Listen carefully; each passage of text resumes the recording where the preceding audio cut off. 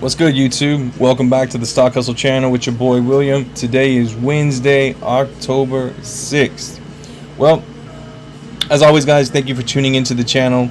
Please, as always, don't forget to like and subscribe to the channel, as it does help with the channel's growth, or share the videos with as many people as you'd like, because again, the whole purpose of the channel is to provide financial education first and foremost. But as always, it is my belief from the channel, in the market you are either going to get hustle and get your money taken, or you're going to out hustle them and make significant money for your family and loved ones, or whatever financial goals you have for yourself. But as always, let's jump into it to conserve time. So as you guys do see from the chart, today we have SunPower Corp, which is a solar company. For those of you that are not familiar with SunPower Corp, how did I stumble upon this company? As I mentioned in some of my, well, most of my videos, just about, I reference a couple different sites, right, that you guys see a lot. One being Lucid Tracking, two being Unusual Whales, right? Those are probably the ones that I reference the absolute most. The reason why I reference those websites the most is because the amount of data they provide you is significant when you're trying to build conviction in plays or stocks, right? So what's been happening as of late in 2021, right? Short squeezes. Why? Because retail investors like me, you, and everybody else that watches these videos are fucking sick and tired of these hedge funds literally taking our money. Like, you would literally put your money in hoping that a play would go up because you're excited about the development of technology or something brand new or something innovative that's coming out to the market. And these assholes come in with their trillions and billions of dollars and they dump their money in. What does it automatically do? It drops the price, and you get caught, as they say on Twitter or in Reddit or on StockTwits, you got caught holding the bag, right? Well, as of 2021, the dynamic has changed. Yeah, are they still doing that? Absolutely. Are they going to probably continue doing that? Absolutely. However, now that we've learned to unify and we've learned to target what they target and follow some of the bigger players, example A, BlackRock. BlackRock even has a designated section in Lucid Tracking specifically set just for short squeezes. A lot of people don't know that, right? How I found Blink, aside from it being an EV charging place that, again, as I mentioned, is they do have stations here local to me, I found it because of Lucid Tracking and that it had a massive short position. How did I find Riot? Same situation as you see here. BlackRock is invested in Riot, and they are invested in Blink. They are invested in all these companies you see here. Fubu, TV, Solo. Well, Solo is a different story. Three-wheel car it doesn't make sense. Fuel Cell. Again, I've been in Fuel Cell from early on this year and late last year. But again, it's a similar way. I found it digging information, right? Not just settling for what the news media gives me and doing my own research and my own investigation, right? Plus, looking at the fundamentals of a company, plus looking at indicators, right? Because again, you have to know fundamentals of the stock market. Like, I get it. A lot of the apes, you guys are in this just for the squeeze for AMC, but check it out. Like, you've been in the market now going on 10 months. That's 10 months of study time you could have dedicated to studying charts, studying indicators, studying tools that you could have easily learned to use to progress after you make all this money we are projected to make. Because again, at the end of the day, a short squeeze thesis has one sole principle. You caught a short in a position where they are going to get squeezed out, and the only way they get squeezed out is to cover that position. There is no skip go to jail card. There is no pass. There is no skip. There is no that's the option. You have either you continue paying the interest on that position, or you cover it to get yourself out of it. Well, specifically with SunPower, something that is very interesting to me, that again you see right here, ranked number 5 on BlackRock's list. They have such a massive position. The days to cover is literally astronomical. But before we get into that, let's get into what is SunPower. So as you guys see right here, SunPower Corporation is a vertically integrated solar module manufacturer of system installer. The company's module derives from crystalline silicone technology and possesses the industry's highest conversion efficiencies. The percentage of sunlight that is converted into electricity. French oil giant Total is now SunPower's majority shareholder. The operating business segments of the company are SunPower's energy services and SunPower Technologies. The maximum revenue of the company comes from the SunPower Energy Services segment, which includes sales of solar energy solutions in the North America region and direct sales to turnkey engineering, procurement, and construction services. So what the hell did all that just say? Well, the thing that I gravitated to the most, probably, and maybe a lot of people just read over, is that French oil giant Total is now SunPower's majority shareholder.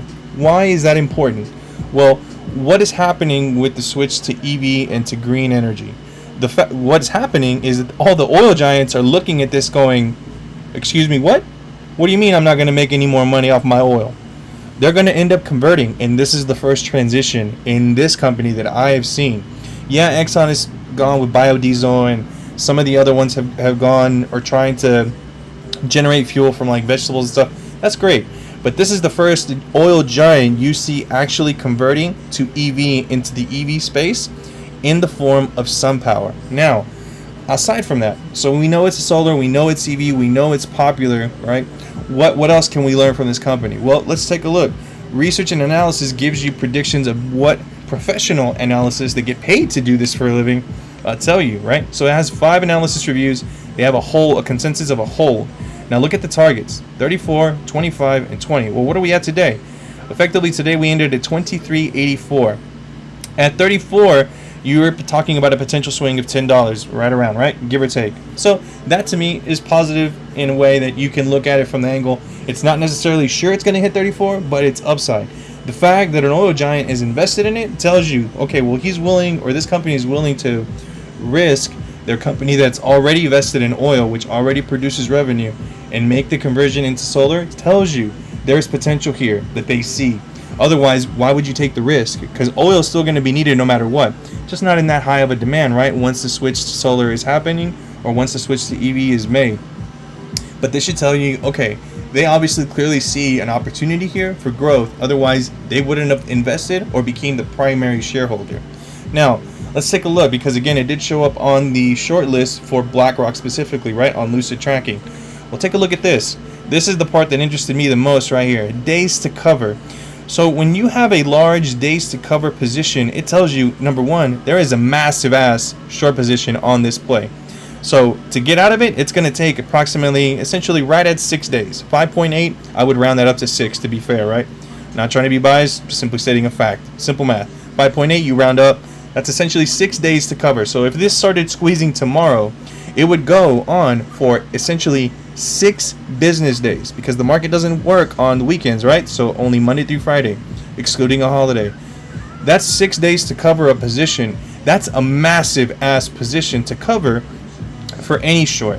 However, let's also take a look at the next thing I always like to show you guys. Who's holding it?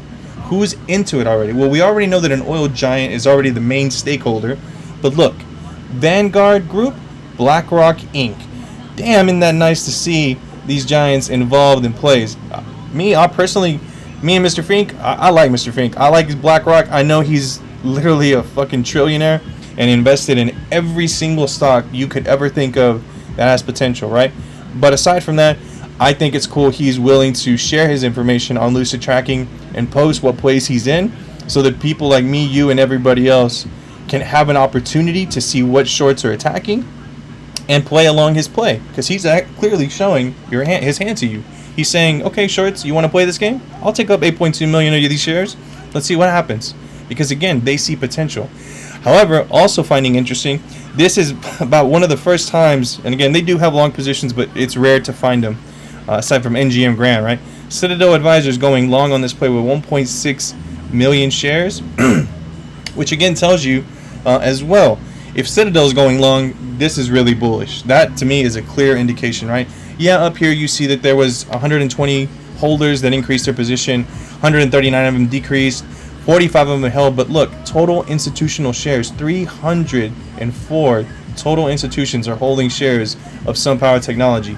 That is incredibly bullish to me, specifically, right? That's how I interpret this information. I'm big on EV, I'm big on green. I think this electric change is going to be good, not only for people, for the world, for job opportunities, for a lot of different things in a lot of different sectors. I just feel that the timeline people are putting on this is not realistic. You talk to various different people around, internet, social media, stuff like that. People give you predictions like, oh, in a couple years, or oh, in 2 to 3 years, we'll be all EV. I think that projection is wrong. I honestly do think this is looking out to be a decade-long transition, and that's being modest at best. just with the chip shortages and the grid that needs to be created to support all the energy usage that's going to be required, you're going to need companies like SunPower to be producing massive amounts of electricity in order to support literally everyone and their mama having an EV vehicle, for example, right? Or being able to switch the button from going to oil to electricity, right? It's not that easy of a change, and at this point Congress can't even figure out how much money to dedicate or assign to this, right? We're still in talks about it. We've been talking about it all summer. You think it'd just be easy, like if you want this change to happen, cool, give us the money and let's go, let's get to work. But again, we can't even get to that. That's a whole different type of discussion. But to get back to this play, this kind of gives you an idea of why I get so bullish on these specific plays, especially when it's involved in a short squeeze potential possibility. And then obviously we use our tools, right? Looking at the flow right away, if you're looking at this spread out, you see 838,000 on the call side, 210,000 on the put side. So that's not necessarily good nor bad. It's kind of evenly squared out. If you go down and break it down to further strikes and expirations, you see that the September 17th had a lot of momentum on it. If we go back at the chart and look specifically where is September 17th, which is here, you see that we essentially had little to no activity. It looks like on this day specifically, we had 4.1 million shares traded. However, take a look at this. The January 2022 strike currently is sitting with $21.2 million on it. If you look down at the breakdown of the strikes, you see that the 20, the 25, and 30 are the most heavily targeted strikes. The leader being the 25 at $17.7 million on the call side.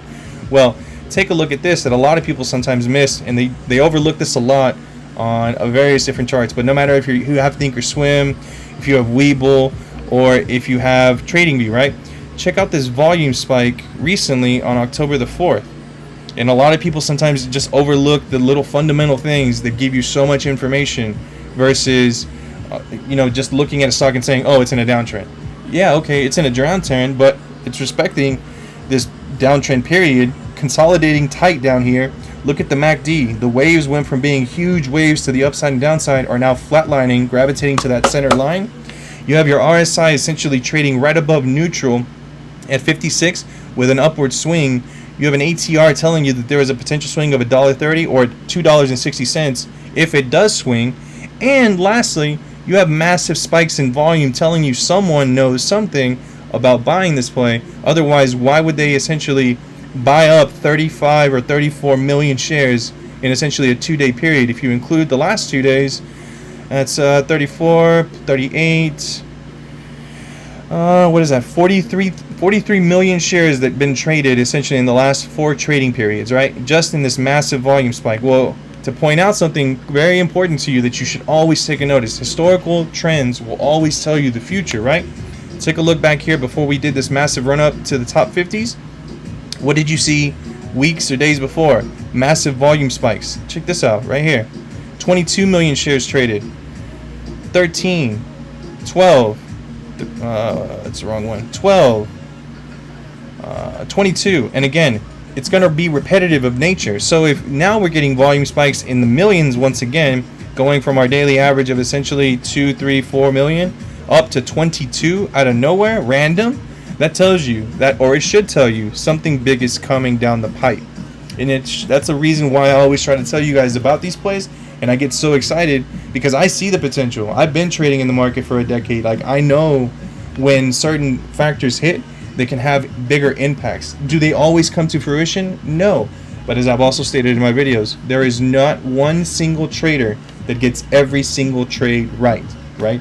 You don't always have to hit home runs. You can hit RBIs and base hits just about every single day and still be more profitable than they are hitting their home runs once or twice every 3 months. Again, go for the secure, go for what you know, go with what makes you feel comfortable. With me, when I see an RSI above neutral after it had been in an oversold period, with an ATR with $1 or more swing, with huge, massive volume spikes, it makes me bullish. When I can verify that big giants are predicting that it could be a potential squeeze play in BlackRock, probably the biggest hedge fund out there, plus I can verify financials, plus I can verify that the major stake owner is an oil giant or an oil tycoon, that tells you a lot. It tells you this has potential to be a nice up run or a potential long-term play that you could hold for a really long period of time, because again, The country is converting to EV, and eventually every country will be converting to EV as we take the lead in that, which tells you this play has a lot of potential. But enough of the rant. I think you guys get the point. As always, guys, if you have comments or questions, leave them down in the comments below, and I'll get to you. As always, you can always hit me up on Twitter or IG, WLera85. You can look me up. Again, I'm not private. Everything is public. As always, like and subscribe to the channel, as it is very much appreciated, or share the video with as many people as you'd like, and I will catch you guys in the next one.